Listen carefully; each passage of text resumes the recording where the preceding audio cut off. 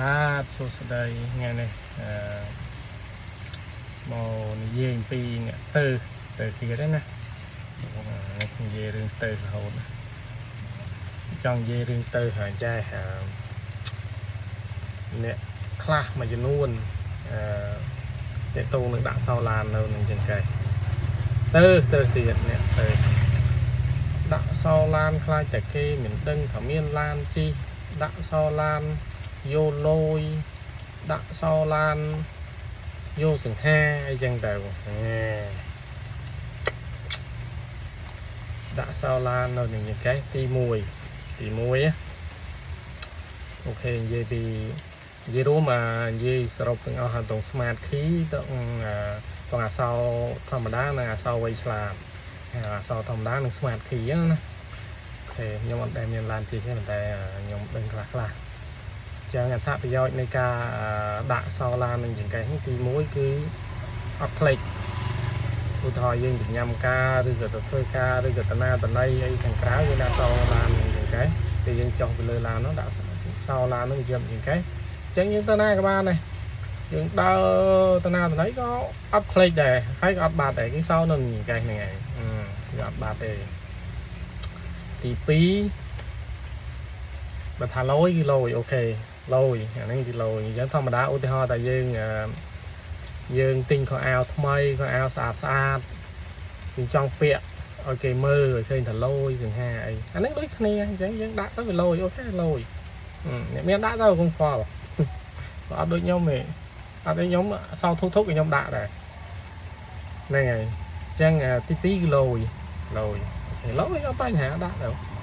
ខ្ញុំមានធុកខ្ញុំដាក់សោធុកលយដល់ធុកអូខេហើយទី3អូខេទី3ពេលដែលយើងដាក់ក្នុងកប៉ាល់សោឡានហ្នឹងពេលយើងដាក់ក្នុងកប៉ាល់យើងជាមួយទូរស័ព្ទឬជាមួយនឹងលុយនឹងអីហ្នឹងពេលយើងដកសោមកវាអាចជ្រុះលុយឬក៏វាអាចឆ្កូតទូរស័ព្ទអាសោហ្នឹងវាអាចធ្វើឆ្កូតទូរស័ព្ទឆ្កូតអីឧទាហរណ៍មួយខាងដាក់សោមួយខាងដាក់ទូរស័ព្ទជួនកាលយើងច្រឡំដាក់សោខាងនេះ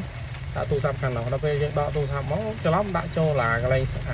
អាសោហ្នឹងទៅវាឆ្កូតទូរស័ព្ទហើយមកលុយវិញដាក់ទៅដកចុះដល់ឡើងជ្រុះលុយអញ្ចឹងទី3ទី4ដែលតេតង smart key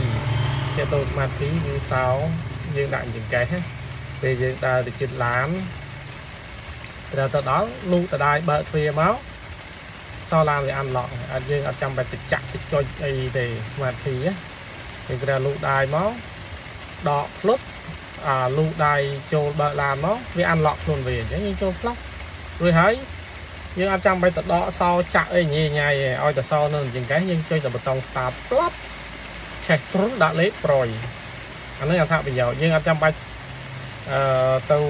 ដកសោអីចាក់អីញ៉ៃទេអញ្ចឹងអានេះ smart key យើងទៅដល់ដើរទៅបែរឡានលូកដៃពុបបើទ្វារពុបចូលទៅក្នុងឡានផ្លុកចុច start ប្រយអត្ថប្រយោជន៍ទី4អញ្ចឹង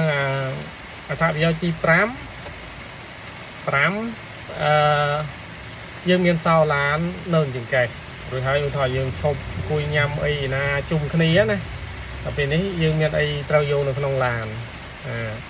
យើងអ្នកមានអ្នកយកយើងនៅអង្គុយនៅទីតាំងផ្សេងហើយមានអ្នកទៅយកនៅទីតាំងទៅយកនៅឡានអញ្ចឹងយើងអត់ចាំបាច់ឲ្យសោគេទៅទេយើងគ្រាន់តែយើងចុចពីចង្អាយើងហើយក៏មិនបាច់លូកក្នុងកប៉ាល់ដកសោអីចុចញ៉ៃឯងនៅចង្កេះស្រេចយើងគ្រាន់តែអង្គុយលើតសោចុចពេចអានឡុកយកអីវ៉ាន់រួចហើយបិទភ្លើងឡក់វិញចុចតាក់អត់ចាំបាច់ទៅលូកដកសោក្រោកយើងដាក់កប៉ាល់យើងចុកក្រោកលូករោសោរួចហើយឲ្យឬក៏ចុចអីឲ្យអញ្ចឹងអត្ថប្រយោជន៍នេះគឺចឹងឯងបានន័យថាដាក់សោនៅចង្កេះទី1សង្ហាអូខេសង្ហាធម្មតាដូចខ្ញុំនិយាយពីដើមដែរថាយើងស្លៀកពាក់ទិញខោអាវស្អាតបាតស្លៀកពាក់ឲ្យវាសង្ហាគឺយើងស្លៀកពាក់ចង់ឲ្យគេឃើញគេមើលហ្នឹងឯងហើយសោឡានថាសង្ហាវាសង្ហាមិនមែនដាក់មកសង្ហាមានឡានសង្ហាចុះអ្នកថាហ្នឹងមានដែរអត់អញ្ចឹងតែខ្ញុំមានធុកអញ្ចឹងអត្ថប្រយោជន៍ដាក់សោឡាននឹងចង្កេះហ្នឹងគឺមានច្រើនទី1គឺសង្ហាអូខេសង្ហា ទី2គឺយើងងាយស្រួលវាអត់ឆូតទូរស័ព្ទវាអត់ឆូតអីហើយអត់ចាំបាច់បាត់សោដកញ៉ៃញ៉ៃទី3 smart key ទី4ហ្នឹងហើយដូចខ្ញុំរៀបរាប់អញ្ចឹងចុចប្លក់ទៅប្រយអញ្ចឹងអត្ថប្រយោជន៍ដាក់សោឡានយ៉ាងហ្នឹងគឺមានច្រើនគួរសមជាងឲ្យយើងដាក់ក្នុងកប៉ាល់ចិត្តហ្នឹងណាអូខេអញ្ចឹងអ្នកដែលមានមានបញ្ហាទៅអ្នកដែលដាក់សោនឹងចង្កេះហ្នឹងភាគច្រើនមានឡានជិះតែខ្ញុំមានទុកធុក